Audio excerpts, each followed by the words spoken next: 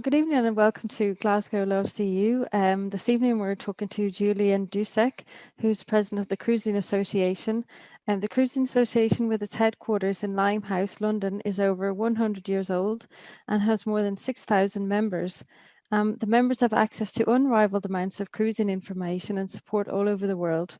Their patrons, Sir Robin Knox Johnson, and members include Jean Socrates and Griff Rhys-Jones. So good evening, Julian, and thanks for being with us. Thank you very much for asking me. It's a great privilege. And we'll also have Bernd, who'll be helping with IT, and then we'll have Paul, who'll be taking your questions on social media. So if you have any questions, you can just pop them on Facebook. So we'll just get started then. Can you give us an overview of the Cruising Association and your role as president? Yeah, the Cruising Association, as you say, is now over 100 years old. We've got over 6,000 members from 43 different countries. And the majority cruise either around the British Isles or, majority really cruise in Europe, many in the British Isles, but we have a lot of blue water sailors. My role as president, it was quite a quiet role, I think, keeping everything together and representing the CA. But the changes over the last year or two, due to our leaving the European Union, have had a pretty profound influence. The first year were halcyon days. We were visited by Princess Anne. Sir Robin Knox Johnson celebrated sailing around the world 50 years ago. First person to sail solo around the world. Fantastic feat. But then things have got a bit more difficult. Mm-hmm. That's fascinating. So you have members from all over the world. So it's not just Britain. No. As I say, 43 different countries. A lot of our members live in Europe as well, naturally. Mm-hmm. And they come from a wide variety of backgrounds. Yes, that's the great thing about sailing. It is almost a great leveler. They do come from a wide variety of backgrounds, wide variety of nationalities. But once you actually get out on the water, it doesn't matter who you are. Right. Admiral of the fleet or a local fisherman, if a gale blows, it's the same gale for all of you. Obviously, so you just have to pull together and try and get through. Yes, right. It does create a great fraternity, if that's the right word, between sailors. Bond. That sounds fantastic. And so do your members, they travel around Europe a lot? Yes, I'd say the single biggest group sail in Europe. The two main areas are the Mediterranean, which obviously is very, very attractive. I thought we had a holiday in Greece in 1980, and I thought, right, when I retire, I'll come out with the children. I'll come out myself and with my wife, and we'll sail in Greece, which we did. So the Mediterranean is very popular. Second most popular area is the Baltic, which is probably more nearer you than to South Coast sailors. And then we have a lot of inland waterways sailors as well, cruising the inland waterways of France, Belgium, and the Netherlands mainly. Quite a few sailors, as they get on a bit, decide they're fed up with being tipped on their side and so on, but love boats, so they take to the inland waterways. Oh, I see. Right. So the canals are easier to handle, aren't they? They are. They don't have waves. They're not always that easy. They do have locks and commercial traffic, and they can be just as demanding. But it doesn't require the physical strength, say, that being on a sailing boat in a rough sea does. And so which would be, say, the most popular ports then around Europe? Oh, that's a jolly difficult question. I know you're going to ask that one.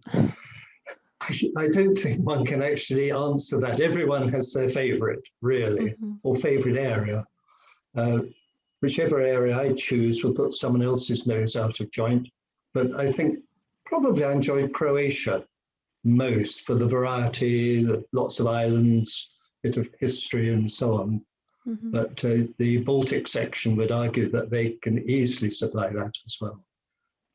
I see. So getting to the topic at hand then, so in 2019, your chair said at best, Brexit increases the need for bureaucratic compliance, and at worst, it represents an existential threat to the cruising sailor's lifestyle.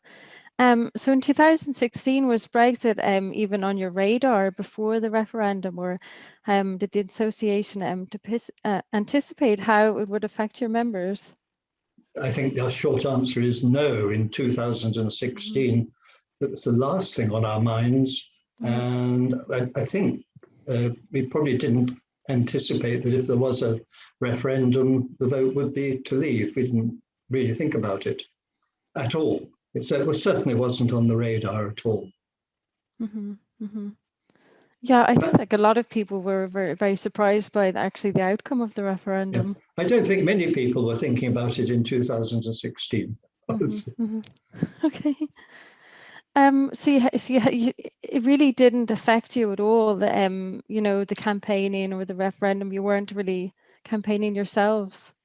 Not then. Mm-hmm.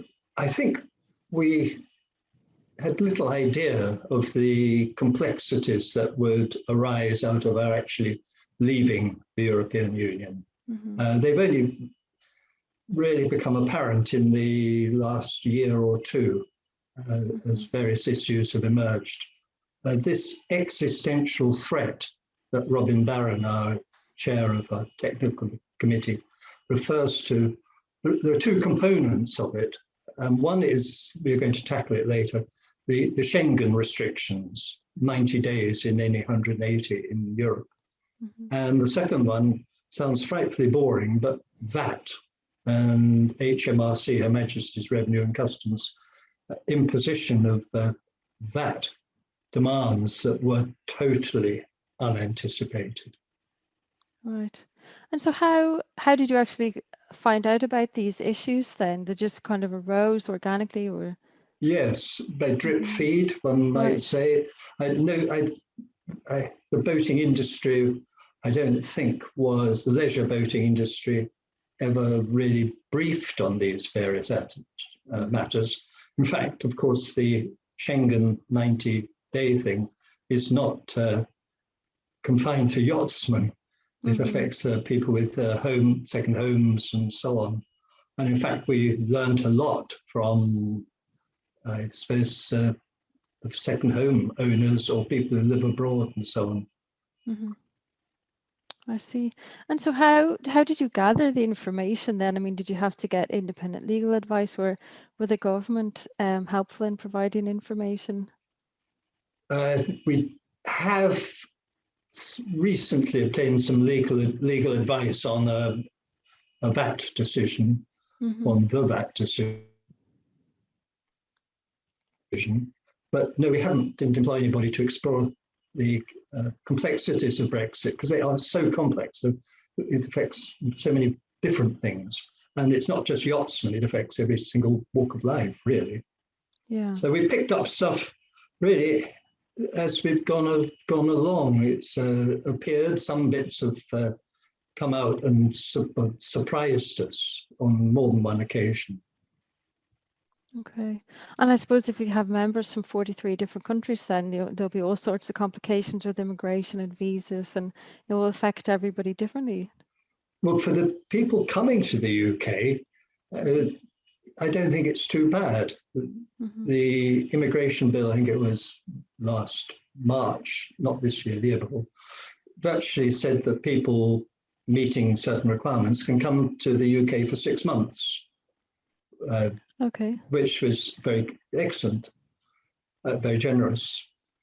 But we thought that there would be reciprocal arrangement with Europe, with the Schengen countries. Mm-hmm. And we thought that we would get 6 months over there, until it came as a complete blow. If I could just, April last year, appropriately April 1st, Wendy Morton, the Minister for European Neighbourhood in the Americas, said that this is talking about getting a 6-month visa as opposed to what Schengen offers, which is 90 days. Said seeking to do so is not part of the UK's approach to negotiations with the EU on our future relationship. they weren't going to negotiate for us to be able to go to Schengen areas for the amount of time we allow them to come here. That was a real blow. So then we started fighting that. But we a big campaign. Many members wrote to their MPs. Their MPs wrote to the government, which they're part anyway, and really got an answer that said, well, that's what we're doing. That does seem strange. Yes, there were questions asked in the House, and Michael Gove said platitudes like we are considering it and things like that. But it became very obvious that the UK government wasn't interested in our mobility abroad. And we're seeing it again with the problems with musicians now. As you probably know, they've been they're in big trouble. Yeah. And so how does the 90-day limitation then affect your members? Has it really, interfered with their plans? Yes. In the Mediterranean, it was quite common for people to go out for 2 months. That might be May, June, then come back July, August, and then go out September, October. So that's 4 months. And the Baltic sailing season might be 3 or 4 months. The average time, the Barge Association, who are in the waterways people, obviously, they spend on average 20 weeks in Schengen areas. So people who are cruisers, when they're people who want to push off on their boat, explore countries, travel around, be part of the way of life of those countries, now find they're limited to 90 days. And this 90 days it's quite difficult to explain, but it's 90 days in any 180. So you're in a 180-day bubble. And as you move along, it moves with you. You can't come out of it and then start again. That people used to think, well, I'll come out and then I'll go back for another 90 days, and they can't. And of course, traveling out and traveling back counts in the 90 days. Suppose you've got relatives over in the EU, you might visit them. When you might go over on business and other things, skiing holiday, and it takes time to prepare your boat to sail on it. So you can see we're whittling away these 90 days down to quite a short time. And that is having a major effect on people's plans at the moment. So obviously, sorry, go ahead. Carry on. I was just going to say, so it doesn't just apply when you're cruising. It doesn't actually matter how you get to the country. It's just that you're there, and all those days count. This has hit people with second homes and so on very hard indeed. And we've been working with some of the second home sites to try and get a reversal. I don't think our government is actually the slightest bit interested in negotiating on this topic. So we are negotiating with individual countries. And to our great pleasure, France does already offer a 6-month visa. It's quite complicated to get, very complicated. It's bureaucratic. They invented the word, I think. But you can get a visa, and Sweden does as well. So we can go there to either of those 2 countries, and we're negotiating with other ones, but all have to be done on an individual basis. I see. So it must be quite difficult to keep track of all the days, is it? Yes. You must have very, complicated calendars. Well, yeah, it's complicated for us, but I'm not sure how the EU countries will be monitoring our days. I mean, it's easy enough if you go in through Calais and then come out through somewhere else, your passport stamped in, stamped out. And that they can count the days very easy. But if you're traveling through Europe, where there are no borders, and if you've got a 6-month visa in France, how they know whether you've gone into Belgium or so on, I don't know. Yeah. But anyway, they'll find a way. Okay. Well, that's good news about France, at least, anyway. It is. It's terrific. Yeah. And so you mentioned VAT earlier. Can you just explain to us, just in simple layman's terms, the changes in VAT? Yeah. I'll try and put it as simply as possible.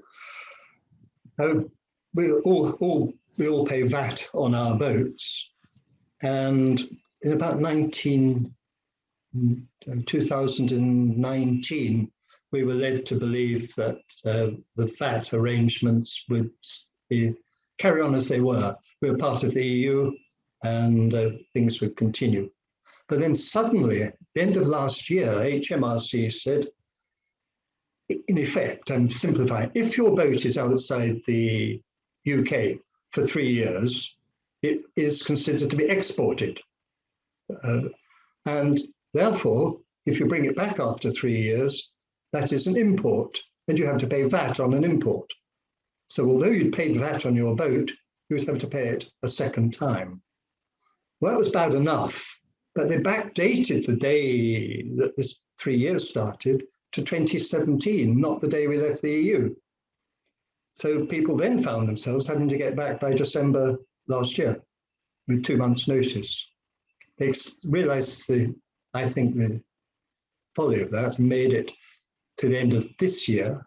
And now because of COVID, nobody can get out of their boat to the middle of next year. But it still means that if you have a boat that was once in the UK and want to bring it home and not have to pay VAT a second time, you've got to get back by the middle of next year. So that is not easy for people who are out in the Mediterranean, Schengen rules, COVID things and so on. So that must be causing terrible upheaval. It is. I mean, people have often used all their savings. They've retired. Not everybody's retired in the CA, but they've used their savings, bought a boat, and they can't afford to spend another 20% just for the pleasure of returning home. And another aspect was that we were led to believe that if you bought a boat in the EU and paid EU VAT on it, and we're all part of the EU, you could bring it back to the UK. You can't. You've got to pay VAT again if you want to bring it in. So there are lots of people who bought boats, say nice Dutch power boat or something like that, paid the VAT, but they can't bring it back to the UK. And the third consequence is that with this 3-year rule, it means you can't go for a trip for longer than 3 years. So the idea of getting out to the Mediterranean and back is almost impossible. You've got 18 months to get there and 18 months to get back. It's destroyed the freedom of the seas. No longer can you push off for an extended cruise. But it's the way of sailing, to go away for a long time, not being on the boat all that time, but to spread your holidays and travel over the years. Mm-hmm. So that's what that's about in the simplest possible terms. Right. There's unintended consequences, but actually some massive, implications for people's lives. Yeah, we are campaigning. We're campaigning through MPs, and we've got a meeting with HMRC in a few weeks' time to try and get some resolution. Right, I see. We'll just see if there's any questions on social media. So that's fact in a nutshell.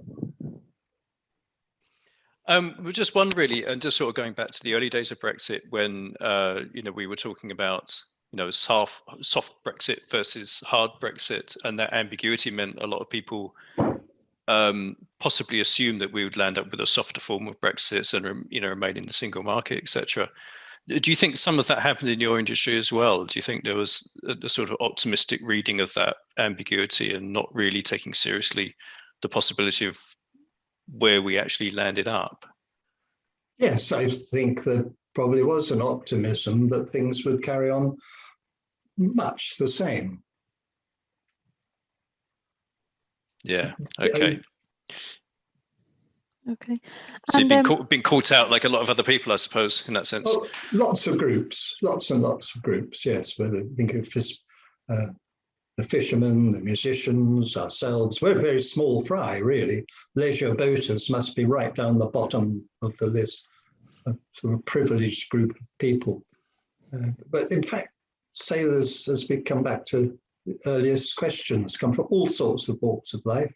If you go down to Kit Marina and look at the boats there, they're not all millionaires' boats. So there's a huge range from extremely ordinary small boats up to big boats.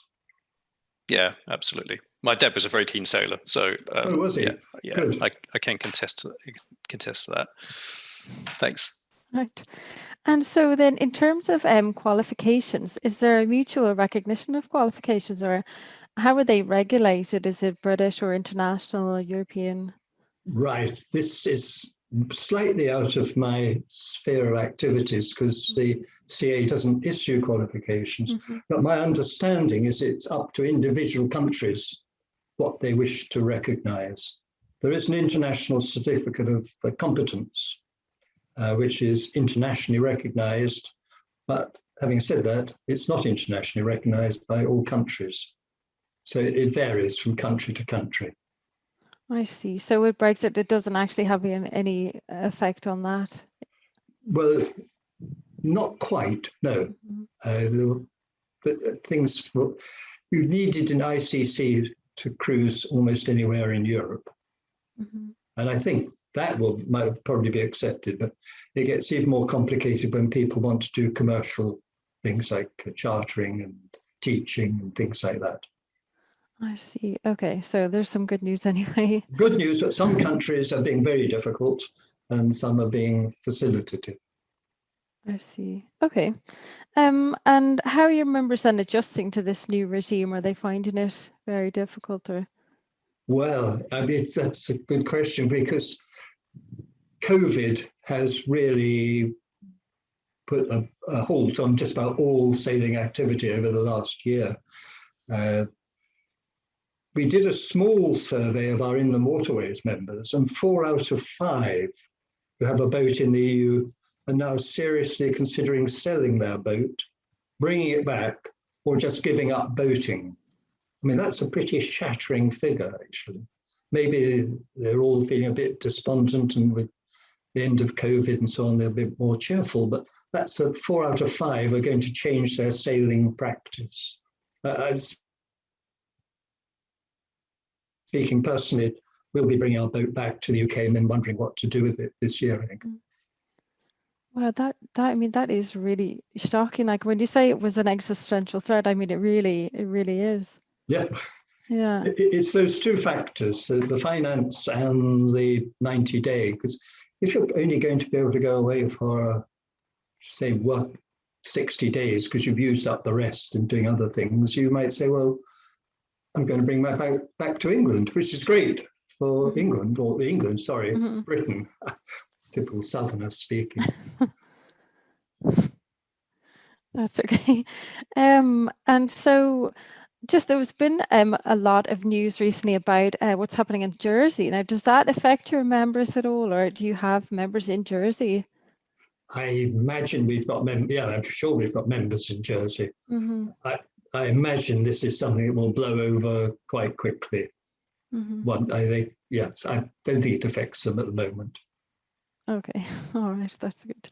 I'm just wondering if there's any more questions on social media. Just one, going back to this that issue, there's a question about, does that mean there's going to be a knock-on effect on, say, boat builders in the UK, or, the kind of associated companies around that? Does it impact on them? People building new boats, for example. Right. My computer froze for a second, but you're asking whether this will have an impact on the marine industry. Yeah.